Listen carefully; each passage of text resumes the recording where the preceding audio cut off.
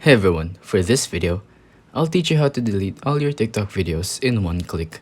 With this tutorial, you will be able to finally get rid of your old videos without deleting them by hand one by one. And the first step is obviously going to TikTok. Now go to settings, which is in the profile menu. So just scroll down and look for report a problem.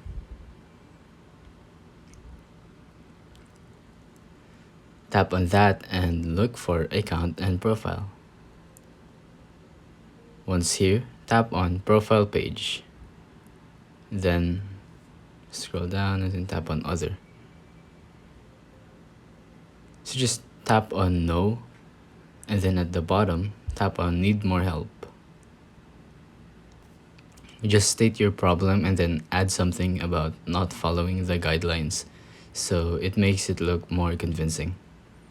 Just submit that and then you're done. Simple as that. If you think this video was helpful, please consider liking, subscribing, and hitting the notification bell. If you have any questions, feel free to comment down below.